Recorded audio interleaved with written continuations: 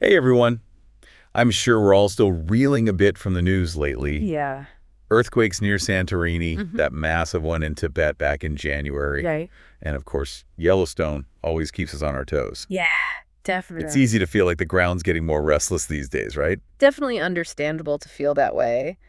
When the headlines are screaming about earthquakes and volcanoes, it's natural to wonder if things are getting worse. That's exactly why we're diving deep today. You've sent in tons of articles, Yeah. and it's clear there's a lot of concern out there. Right. So we've pulled together the latest data from the USGS and the Global Volcanism Program. Okay. And what's fascinating is it doesn't actually show a spike in activity.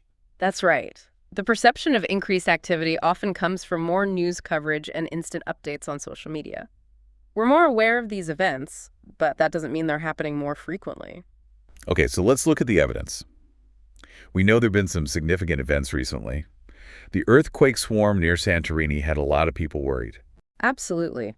And it's important to acknowledge that these events can be terrifying and incredibly destructive.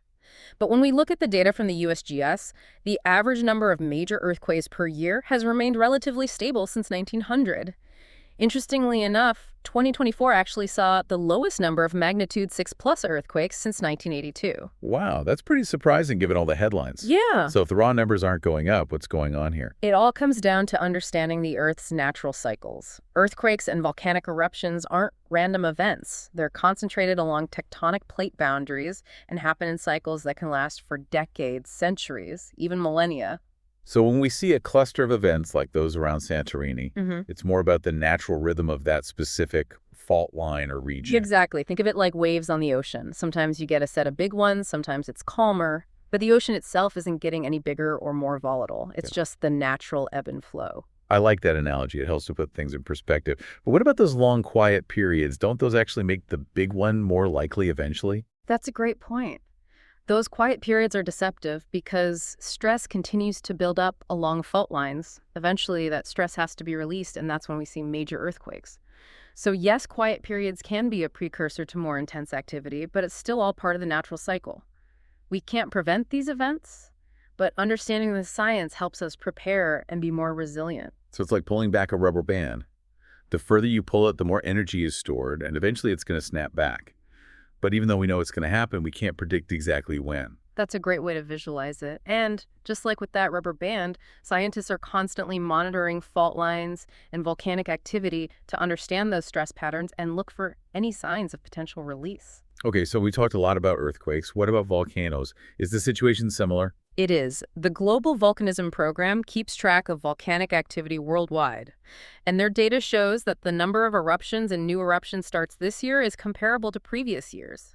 We've seen some dramatic images like those from the ongoing eruption of Kilauea in Hawaii, but this is all within the expected range of volcanic behavior. I have to admit, it's reassuring to hear that these events are not completely out of the ordinary. And it's important to remember that volcanic activity, while dangerous, is also responsible for some of the most fertile lands on Earth. Those ash plumes might seem scary, but they're also depositing nutrients that will eventually enrich the soil. It's that constant interplay of destruction and creation that makes our planet so fascinating, Right. right? It's easy to focus on the danger, but it's important to remember that these processes are also essential to life as we know it. Exactly. It's all about finding that balance between understanding the risks and appreciating the incredible power of nature. Okay, so we've covered a lot of ground here. We've seen that while these recent events are certainly concerning, the data doesn't support the idea that we're seeing a global surge in seismic and volcanic activity. It's really about understanding those natural cycles and recognizing that these events, as destructive as they can be, are part of what makes Earth so dynamic. That's right. And that understanding can help us move from a place of fear to a place of informed preparedness. I love that. So what does all this mean for you, dear listener? It means taking a step back from the headlines and remembering that Earth is a planet in constant motion. These events are not necessarily signs of an impending apocalypse, but rather a reminder that we live on a planet that's alive and constantly changing. And with that change comes both risk and opportunity. It's about learning to live in harmony with those processes. Beautifully said. Now, before we go any further, I want to touch on something that often gets tied to these conversations. Climate change. Hmm. It's a hot topic, and it's natural to wonder if it's playing a role in all of this. It is a hot topic and a complex one. While there's no direct evidence that climate change is causing the specific earthquakes and volcanic eruptions we're seeing now, some scientists are exploring the idea that it could have an influence in the future. Hold on, that sounds counterintuitive to me. Wouldn't more meltwater from glaciers actually add weight to the Earth's crust, potentially making things more stable? You'd think so, wouldn't you? But it's not just about the weight of the water itself. It's about the removal of that immense weight from the land masses that were once covered by ice sheets. Imagine taking a heavy rock off a seesaw, the other side springs up. In a similar way, the removal of glacial ice can affect the delicate balance of pressure on the Earth's crust and potentially destabilize fault lines. Okay, I see where you're going with this. Right. So it's not about adding weight, but about shifting the existing weight distribution. Precisely. And it's not just about earthquakes. Some research suggests that changes in pressure from melting ice could also affect the activity of magma chambers beneath volcanoes. So like taking the lid off a pressure cooker. Could things get messy?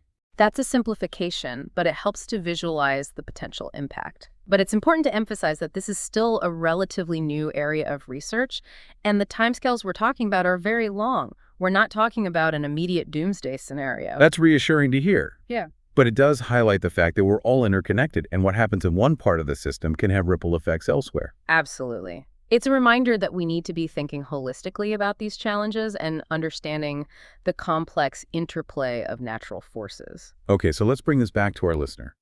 We've debunked the myth of a sudden global surge in earthquakes and volcanoes.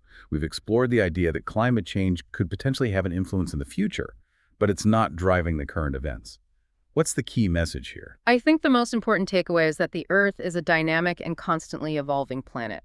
These processes that drive earthquakes and volcanoes have been shaping our world for billions of years. They are powerful, sometimes destructive, but they are also a testament to the incredible forces that make our planet what it is. I love that perspective. Yeah. It's not about fearing the Earth, but about understanding it and respecting its power. Exactly. And with understanding comes the ability to prepare and adapt. We can't prevent these events from happening, but we can take steps to mitigate the risks. Building codes that are designed to withstand earthquakes, early warning systems for volcanoes, community preparedness plans. These are all things that can make a huge difference. It's empowering to know that we're not just helpless bystanders. We can use our knowledge and ingenuity to make ourselves safer and more resilient. Precisely. And that's what I find so inspiring about studying the Earth. It's a constant reminder that even in the face of immense power, we have the ability to adapt and thrive. And sometimes those reminders can be a bit unsettling, to say the least, like when the ground shakes beneath our feet or a volcano erupts.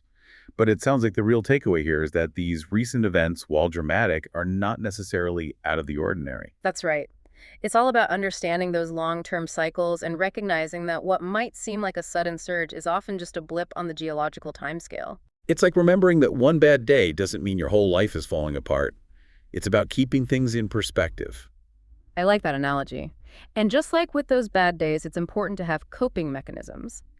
In this case, that means having the knowledge and resources to prepare for and respond to these events. So what can our listener do to feel more prepared and less anxious about all of this? The first step is to stay informed. Seek out reliable sources of information from organizations like the USGS and the Global Volcanism Program. Learn about the specific hazards in your region and what steps you can take to mitigate your risk. Knowledge is power, as they say. Exactly. And it's about being proactive, not reactive. Don't wait for an earthquake or volcanic eruption to happen before you start thinking about preparedness. Okay, those are some great practical tips, Right. but I think there's also an emotional component here, right? It's natural to feel anxious when you're reminded of the Earth's power. Absolutely. And it's important to acknowledge those feelings. But rather than letting fear paralyze you, channel that energy into action. Learn about the science, make a plan, and connect with your community.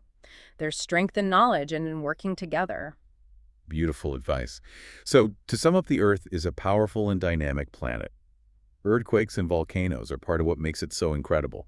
And while we can't control these events, we can understand them, prepare for them, and build resilience in the face of them. Well said. It's about finding that balance between respect for the Earth's power and confidence in our ability to adapt. And that's a great note to end on. So, dear listener, the next time you see a headline about an earthquake or a volcano, take a deep breath. Remember what we've discussed today and choose informed action over unfounded fear. I love that perspective, respect and confidence. Two great things to keep in mind as we wrap up this deep dive. Any final thoughts to leave our listeners with? I think it's important to remember that our understanding of these processes is constantly evolving. Scientists are always learning more about the Earth's intricate systems, so stay curious and keep learning. Great point. We can all benefit from a healthy dose of curiosity. It's what keeps us engaged in seeking out new knowledge. And speaking of knowledge, where can our listeners go to find those reliable sources of information we talked about? The USGS website is an excellent resource for earthquake information. They have real-time data maps and tons of educational materials. And for volcanoes, the Global Volcanism Program is a great place to start. They track volcanic activity worldwide and provide detailed reports and updates. Perfect. We'll be sure to include links to those websites in the show notes. So folks, don't just take our word for it. Dig a little deeper, explore those resources, and never be afraid to ask questions. Exactly. Curiosity is the key to understanding our world, and understanding is the antidote to fear. Beautifully said. Well, on that note, I think we've covered a lot of ground today. We've debunked some myths, explored the science, and hopefully empowered our listeners to feel more informed and less anxious about the recent events. I think we've accomplished our mission. I agree. So to our amazing listeners, thanks for joining us on this deep dive. Until next time, stay curious, stay informed, and remember, even when the Earth shakes, knowledge is our most solid ground.